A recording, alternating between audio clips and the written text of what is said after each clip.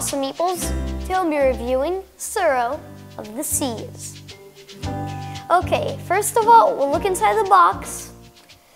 Then I'll set the game up for you and I'll show you a couple of rounds. There we go, let's open this. Okay, right now I'll show you how to set up and what's inside the box. Here's this board with a gigantic dragon on it. How cool. A couple of tapers over here, rule book. And here we go, all the tiles. Here is a dragon card. Here's its number. Each dragon has number 1 through 5. There are doubles. Once you do stuff in the game and roll when they move, if there's two of the same number, they do it in order from 1 to 5. The gold one moves first, of course. Then we have these numbers where it moves. So if you roll a 1, rotates, roll a 5, moves, 4, 3, 2, and all of them are different. There's a picture. Art is really good. Tongue, cute dragon, awesome. Then there are other dragons. Here's a 3, which is different. 2, different. Then we have a 4 right here. And I will show you here, last one, 5. And as you can see, there are blue ones, gold ones, all different kinds. And it comes with a lot of them, a lot of dragon cards. Here are the ships. Very beautiful, very detailed. You are a ship in the game. Of course they're detailed. They're the most important parts. Look at that, just beautiful. Then move this over. Then we have these wake tiles, which you use to move yourself. And there are a whole 56 of them in this game. More than the regular Tsuro, much more. And then finally, the dice to wake up, move the dragons, and place them. Okay, at the start of the game, each person chooses a color. I'll set up for a 3-player game. Player 1 chooses white, player 2 chooses black, and player 3 chooses blue. Now, each person chooses a starting point after we put the dragons on. You roll the dice and put on 5 dragons. Dragon number 1 gets a 2 and a 4. The gold numbers right here is where the gold one goes, so that's 2. And then 4 on the blue is right there, bring it up to this space. And then we continue. 5 and a 6, right here. A 6 and a 3, right over here. A 5 and a 6 again. Now if you get the same exact number, you just re-roll it again instead of placing 2 dragons in the same spot. So we got a 2 and a 4 again, so we roll it again. Now a 4 and a 1, which goes right over here. And then the last but not least, 1 and a 6, which goes right over here. Now we spin all of them around, turn them over, and those are your dragons.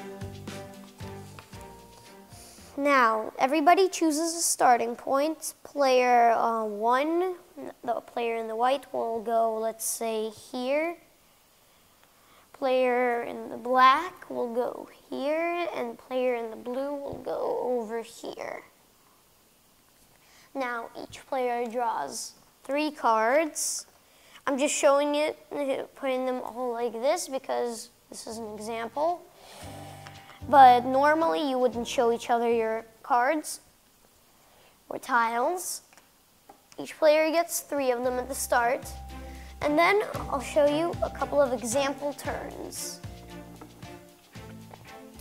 Player 1 goes first. At first, he rolls the dice see if the dragons wake up. If you roll a 6, 7, or 8, the dragons wake up, and then you have to roll for movement, and that's where they move or turn, and you do that in number order. If there are two of the same numbers, the gold one goes first.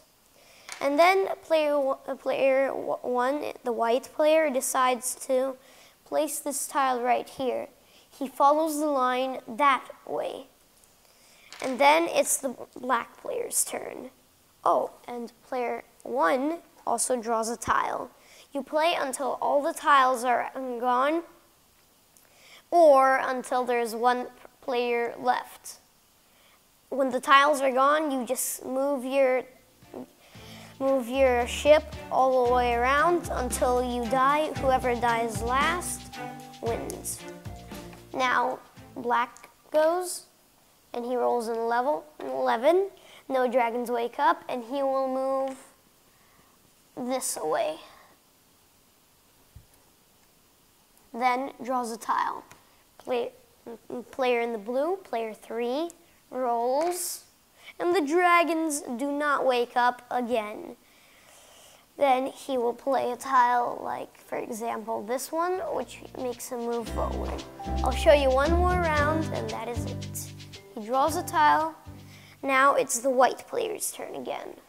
He rolls, and he gets a 6. The dragons wake up. He rolls 1 die, and they move in 3. First, the gold one moves first. Number 1 in gold, because there's a blue one. And he moves that way, because that's where the arrow is pointing.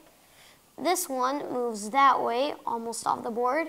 If a dragon goes on top of another dragon, the dragon that goes on top eats the other dragon, and he's out. If a dragon goes off the board, he's out. If there are less than 3 dragons on the board, you have to roll for more dragons. And if you get 2 6s, you roll for another dragon, which is right here.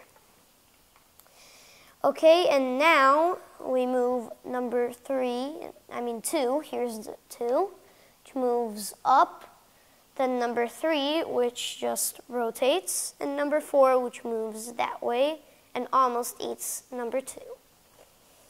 Then he will place a tile, for example, let's say this one, which moves him over there, and it's the black player's turn.